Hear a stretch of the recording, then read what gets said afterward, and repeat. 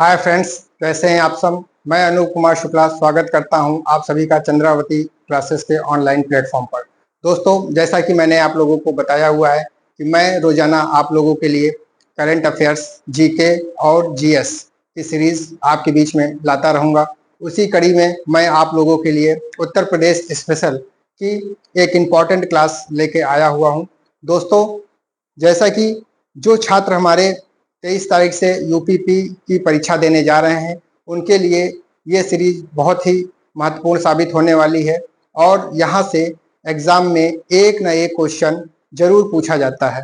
तो दोस्तों, चलिए हम लोग इस पर डिस्कस करते हैं।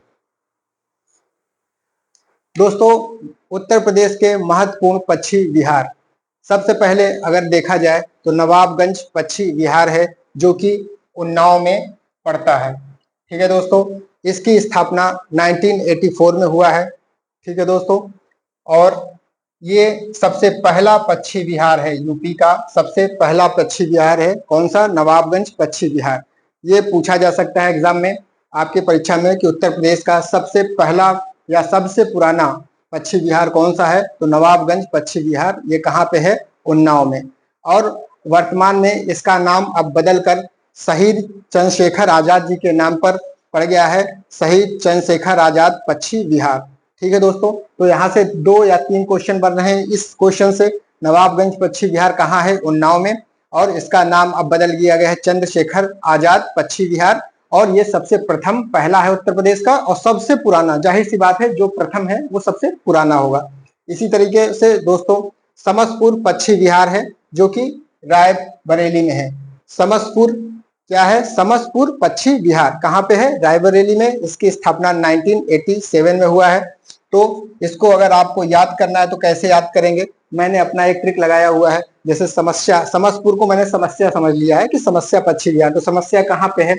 अब देखेंगे कि रायबरेली की सीट पे अगर जोड़ा जाए थोड़ा सा चुनाव से, रायबरेली की सीट पे थोड़ा स्मृति ईरानी और आपके जो है आपके जो लीडर हैं राहुल गांधी के बीच में समस्या रही है। तो इस तरीके से मैंने इसको याद कर लिया है कि समसपुर समस्या है, तो समसपुर पक्षी विहार कहाँ? रायबरेली। तो रायबरेली सीट। इस तरीके से आप इसको याद कर सकते हैं। अगर आप थोड़ा चुनाव में या पॉलिटिक्स में थोड़ा सा इंटरेस्ट लेते हैं तो उस तरीके से आप इसको जोड़ सकते हैं। नवाबगंज को अगर आपको याद करना है तो अगर ऑप्शन में लखनऊ नहीं है तो आप देखेंगे नवाबुक सिटी लखनऊ है, तो लखनऊ से ही सटा हुआ आपका उन्नाव है। अगर इस तरीके से देखेंगे तो नवाबगंज पक्षी विहार कहाँ है? उन्नाव में। इस तरीके से आप इसको याद कर सकते हैं। लाख बहोसी पक्षी विहार, लाख बहोसी पक्षी विहार कहाँ है दोस्तों? कन्नौज में है। और ये सबसे बड़ा पक्षी विहार है। उत्तर प्रदेश का सबसे बड़ा पक्षी विहार कौन सा है? लाख बहोसी पक्षी विहार। इसकी स्थापना 1988 में हुआ है दोस्तों, और ये सबसे बड़ा पक्षी विहार है। अब इसको हमको याद करने के लिए हम आपको ट्रिक बता दें कि लाख बहोशी मतलब लाख लोग बेहोश हो गए। इस तरीके से अगर आप ट्रिक लगाएं कि लाख लोग बेहोश हो, किससे बेहोश हो गए? इत्र से। इत्र कहाँ पाया जाता है? कन्नौज में। तो कन्नौज को इत्र की नगरी कही जाती है। तो इत्र से काफी लोग बेहोश हो गए, तो लाख बहोशी पक्षी विहार। इस तरीके के एक ट्रिक से आप इसको याद कर सकते हैं। इसी तरह सांडी पक्षी विहार हरदोई। ठीक है दोस्तों, तो इसकी स्थापना 1990 में। अगर आपको इसको याद करने की ट्रिक बताएं तो जैसे सांडी को अगर हम इसको सांड में कन्वर्ट कर दें तो दोस्तों आजकल हर घर के सामने अगर देखा जाए थोड़ी एक समस्या होती है कि सांड दिख जाते हैं। उस तरीके से सांडी पक्षी विहार तो हर द्वारे पे, या अगर गांव के एरिया से अगर आप बिलोंग करते हैं तो कहीं ना हर द्वारे पे दिख जाते हैं सांड। तो इस तरीके से हरदोई। ठीक है दोस्तों, सांडी पक्षी विहार हरदोई। इस तरीके से आप इसको याद कर सकते हैं। एक बहुत ही सटीक जो है आपका ट्रिक है, देखो जैसे कि मैंने याद किया हुआ है। पार्वती आरंग पक्षी विहार, इसको याद करने की आपको जरूरत ही नहीं। पार्वती आरंग पक्षी विहार जो है, ये पार्वती टेम्पल एक वहां गोंडा में है। उस तरीके से अगर टेम्पल आपको याद हो जाएगा तो दोस्तों ये भी याद हो जाएगा कि गोंडा में पड़ता है। कब इसकी स्थापना हुई? 1990 में। तो पार्वती आरंग पक्षी विहार कहाँ पे है? गोंडा में। बहुत इंपॉर्टेंट है दोस्तों, कई बार एग्जाम में पूछा जा चुका है कि पार्वती आरंग पक्षी विहार कहाँ है? तो गोंडा में है। 1990 में इसकी स्थापना हुई। और एक ये इंपॉर्टेंट पहला वाला तो आपको बता ही दिया, नवाबगंज पक्षी विहार उन्नाव में है। इसी तरह लाख बहोशी भी बहुत इंपॉर्टेंट है। तो लाख लोग बेहोश हो गए, कैसे बेहोश हो गए? इत्र से। इत्र कौन सा है? कन्नौज से। तो इस तरीके से आप इसको याद कर सकते हैं और सबसे बड़ा है। इसी तरह समान पक्षी विहार, ठीक है, तो मैनपुरी। ठीक है दोस्तों, समान पश्चिम बिहार कहाँ है? मैनपुरी 1990। अब इसका ट्रिक अगर मैं आपको बताऊं तो मैन मतलब होता है आदमी, तो सभी आदमी बराबर होते हैं, समान होते हैं, तो समान पश्चिम बिहार कहाँ है? मैनपुरी। इस ट्रिक से आप इसको याद कर सकते हैं। अगर याद करना चाहें या आप अपना कोई और ट्रिक लगाना चाहें तो आप अपना और कोई ट्रिक लगा सकते हैं, लेकिन मैंने तो ऐसे ही याद किया। मैन मतलब आदमी, तो समान होते हैं, सभी आदमी समान होते हैं, तो हमने समान पश्चिम बिहार इस तरीके से याद कर रखा है। आप भी चाहे तो इस तरीके से याद कर सकते हैं। अब पटना पश्चिम बिहार, ये जो पटना पश्चिम बिहार है दोस्तों, ये एटा में है 1990 में। और ये सबसे छोटा, उत्तर प्रदेश का सबसे छोटा पश्चिम बिहार कौन सा है? पटना पश्चिम बिहार। अब इसको अगर ट्रिक से देखा जाए तो ये पटना है, ठीक है दोस्तों, पटना है, तो यहाँ पे टा है, इस तरीके से एटा है, ठीक है सर, ठीक है दोस्तों, तो इसको एटा की तरह देख सकते हैं। तो पटना एटा, इस तरीके से आप तो बंदी बना के इसको याद किया जा सकता है। तो पटना पश्चिम बिहार कहाँ? एटा, 1990 में इसकी स्थापना हुई और सबसे छोटा पश्चिम बिहार है। सबसे बड़ा कौन सा है दोस्तों? हमने बताया लाख बहोसी। मतलब लाख बहोसी को कैसे याद करेंगे? सबसे बड़ा है लाख बहोसी, मतलब बहुत से बड़े एरिया में लाख बहोसी, मतलब लाख बहुत बड़े एरिया में है, तो लाख बहोसी ये सबसे बड़ा है। और बेहोश हो गए अर्थात इत्र से, तो इस तरीके से आप याद कर सकते हैं कन्नौज। अब बखीरा पश्चिम बिहार है दोस्तों, बहुत इंपॉर्टेंट है दोस्तों, ये भी बखीरा पश्चिम बिहार, ये संत कबीर नगर 1990 में इसकी स्थापना हुई। अब इसको अगर ट्रिक देखा जाए तो क्या कह रहा है? बखीरा पश्चिम बिहार। तो जैसे कबीर दास जी हमेशा कहते काहे बखेड़ा खड़े पड़े हो यार, तुम लोग आपस में लड़ रहे हो, ठीक है। हिंदू मुस्लिम का जब होता है तो हिंदू मुस्लिम के वो एकता के समर्थक थे कबीर दास। तो उस तरीके से अगर देखा जाए तो कबीर क्या कह रहे हैं, क्यों बखेड़ा खड़ा कर रहे हो? तो बखीरा पश्चिम बिहार कहाँ है? संत कबीर नगर 1990। इस ट्रिक के माध्यम से आप इसको याद कर सकते हैं। इसी तरह ओखला, ओखला पश्चिम बिहार है, ओखला पश्चिम बिहार आपको देखा जाए तो गौतम बुद्ध नगर, ठीक है। ओखला मतलब इसको अगर हम ट्रिक के माध्यम से देखा जाए, ओखला को हम अकेला कर दें कि ओखला अगर अकेला कर ले तो अकेला कौन खड़ा है? गौतम बुद्ध खड़े हैं।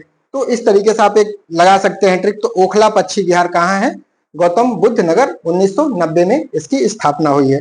ओखला भी दोस्तों बहुत इंपॉर्टेंट था, आपको इसको भी याद रखना चाहिए कि गौतम बुद्ध नगर में है कौन सा? ओखला, ठीक है, ओखला पश्चिम बिहार गौतम बुद्ध नगर। इसी तरह विजय सागर, विजय सागर पश्चिम बिहार, ये आपका महोबा में पड़ता है, 1990 में इसकी स्थापना हुई है। तो दोस्तों अगर इसको ट्रिक के माध्यम से याद किया जाए तो देखा जाए कि आल्हा उदल, जब पृथ्वीराज चौहान ने महोबा पे आक्रमण किया था तो आल्हा उदल ने उनपे जो है उनसे युद्ध किया और विजय प्राप्त की। तो इस तरीके से विजय प्राप्त की। तो विजय जो है, विजय सागर, वहां पे एक बांध है, वहां पे विजय सागर एक जो है सागर है, छोटा सा ये तालाब टाइप जिसे बोला जाता है, तालाब है, उसी को बोलता है विजय सागर पश्चिम बिहार। और उसमें बहुत बड़े एरिया में फैला हुआ है, तो वो एक पश्चिम बिहार है, ठीक है दोस्तों। तो विजय सागर पश्चिम बिहार ये कहाँ है? महोबा में, ठीक है। तो विजय किए आल्हा उदल, तो विजय सागर कहाँ है? महोबा में। और आल्हा उदल कहाँ संबंधित है? महोबा से। इस ट्रिक से आप इसको याद कर सकते हैं।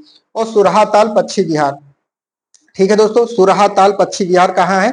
बलिया में है, 1991 में इसकी स्थापना हुई थी। और इसका नाम अब सुरहा ताल नाम अब बदल के इसका लोक नारायण या जय प्रकाश नारायण जो है पश्चिम बिहार केंद्र कर दिया गया, पश्चिम बिहार कर दिया गया। सुरहा ताल पश्चिम बिहार का नाम बदलकर लोक नायक पश्चिम बिहार या जय प्रकाश नारायण पश्चिम बिहार इसको कर दिया गया। ये कहाँ पे है? बलिया में है। तो जय प्रकाश, ये तो बलिया से आप जान ही रहे हैं। और इसी तरह के सूर सरोवर पश्चिम बिहार, ठीक है दोस्तों, ये कहाँ है? आगरा में। आपको ये रखना है सुरहा और सुर दोनों में अंतर है, याद रखना। ये सुरहा ताल जो है ये बलिया में है। और सुर सरोवर, सुर मतलब होता है, सुर मतलब क्या होता है? देवता, एक तरीके से सुर असुर, तो सुर मतलब होता है देवता। तो देवता का सरोवर कहाँ पे है? एक तरीके से अगर आप अपने इमेजिन करके अगर इसको याद करना चाहे तो ट्रिक के माध्यम से कि जो आगरा का ताजमहल है वहां पे जो रात के समय में जब आप देखें तो ऐसा लगता है कि बहुत ज्यादा जो है मतलब अगर उसको देखें रात के समय में तो बहुत अलग दिखाई देता है। उस तरीके से अगर इमेजिन करें कि वहां पे देवता उतरते होंगे या ऐसा कुछ भी, अपना जो भी आप अपने दिमाग में लगाना चाहें। तो सुर सरोवर मतलब सुरों का सरोवर कौन सा है? ये आगरा में है। इस तरीके से आप इसको ट्रिक के माध्यम से याद कर सकते हैं। बेंती पश्चिम बिहार, बेंती जो है ये स्थान, बेंती जो स्थान है ये कुंडा प्रतापगढ़ में पड़ता है, राजा भैया का क्षेत्र पड़ता है। तो और उनका क्षेत्र पड़ता है। तो इससे आप याद कर सकते हैं कि बेंती कहाँ है? कुंडा में है। तो बेंती पश्चिम बिहार भी कहाँ पे है? कुंडा, प्रतापगढ़ में है।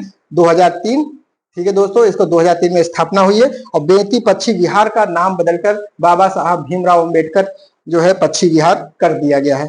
ठीक दोस्तों, तो इसमें ये भी इंपॉर्टेंट है, सुरहा ताल इंपॉर्टेंट है आपको, और सुर सरोवर, सुरहा ताल जो है बलिया में है और सुर सरोवर आगरा में है। बाकी बखीरा मैंने आपको बता ही दिया। संत कबीर बखीरा क्यों खड़ा कर रहे हो, तो कबीर जी बोले हैं। ओखला जो है अकेला, तो गौतम बुद्ध नगर, पार्वती आरंग गोंडा, और उसके बाद लाख बहोसी कन्नौज बेहोश हो गए। इस तरीके से ट्रिक से याद कर रहा है आपको। नवाबगंज पश्चिम बिहार उन्नाव, ठीक है दोस्तों। ये कुछ इंपॉर्टेंट पश्चिम बिहार केंद्र है। इसी तरह देखा जाए दोस्तों जो है उत्तर प्रदेश में बब्बर शेर प्रजनन केंद्र और लायन सफारी पार्क, ये क्वेश्चन आ जाता है यूपी स्पेशल में कि उत्तर प्रदेश में बब्बर शेर प्रजनन केंद्र कहाँ पे है, तो इटावा आपको बताना है। लायन सफारी पार्क कहाँ है, इटावा में। ये माननीय श्री अखिलेश यादव के सरकार में आपने देखा होगा कि बब्बर शेर प्रजनन केंद्र बनाया गया था और लायन सफारी पार्क बनाया गया था। कहाँ पे, इटावा में। तो बहुत इंपॉर्टेंट क्वेश्चन है, डायरेक्ट पूछ लेता है कि ये लायन सफारी पार्क कहाँ है, बब्बर शेर प्रजनन केंद्र कहाँ है, तो इटावा में।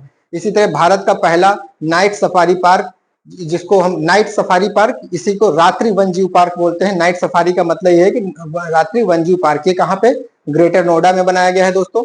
कहाँ पे, ग्रेटर नोएडा में। ये भी अखिलेश सरकार में बनाया गया था, ठीक है दोस्तों। और इटावा ये बब्बर शेर प्रजनन केंद्र और लायन सफारी, ये भी इटावा में है। और प्रोजेक्ट एलिफेंट, कभी कभी आपके क्वेश्चन पूछ लेता है कि प्रोजेक्ट एलिफेंट कब शुरू हुआ, तो 1992 में आपका प्रोजेक्ट एलिफेंट चालू हुआ है। और एलिफेंट रिजर्व जो है ये उत्तर प्रदेश में कहाँ है, तो एलिफेंट रिजर्व केंद्र जो बनाया गया था ये बिजनौर और सहारनपुर के क्षेत्रों को लेके, दोनों जिलों में है, जो क्षेत्रों को लेके एलिफेंट रिजर्व केंद्र वहां पे बनाया गया है। ऑप्शन आ गए एलिफेंट रिजर्व केंद्र, तो बिजनौर और सहारनपुर, दोनों में से कोई एक होगा तो एक मारिएगा, दोनों रहेगा तो दोनों आपको टिक मारना है। इसी तरह बहुत इंपॉर्टेंट है दोस्तों घड़ियाल प्रजनन केंद्र। ये अभी बिहार के एग्जाम में ये क्वेश्चन जीके के रूप में पूछा गया था कि घड़ियाल प्रजनन केंद्र कहाँ पे है, तो आपको इसमें बताना है। उत्तर प्रदेश का पॉइंट ऑफ व्यू से पूछेगा कि घड़ियाल प्रजनन केंद्र कहाँ है, तो कुकरेल वन लखनऊ में पड़ता है। ये कुकरेल वन की इसकी स्थापना जो बनाया गया था, कुकरेल वन जो है ये घड़ियाल प्रजनन केंद्र के रूप में जाना जाता है और ये लखनऊ में है। और यहाँ पे कभी स्थापना 1984 से 85 के बीच में इसकी स्थापना हुई है घड़ियाल प्रजनन केंद्र की। और दूसरा उत्तर प्रदेश में कतरनिया वन्यजीव विहार में है। ये कतरनिया वन्यजीव विहार कहाँ है, बहराइच में है। ये मैंने कतरनिया वन्यजीव विहार कल मैंने जो वीडियो बनाया था उसमें मैंने डाला हुआ है। इसी तरीके से दो जगह उत्तर प्रदेश में, दो जगह घड़ियाल प्रजनन केंद्र है। पहला कौन सा है, कुकरेल वन्यजीव और दूसरे कतरनिया घाट वन्यजीव अभयारण्य, ये वन्यजीव विहार, ये दो जगह पे है जो है घड़ियाल प्रजनन केंद्र है।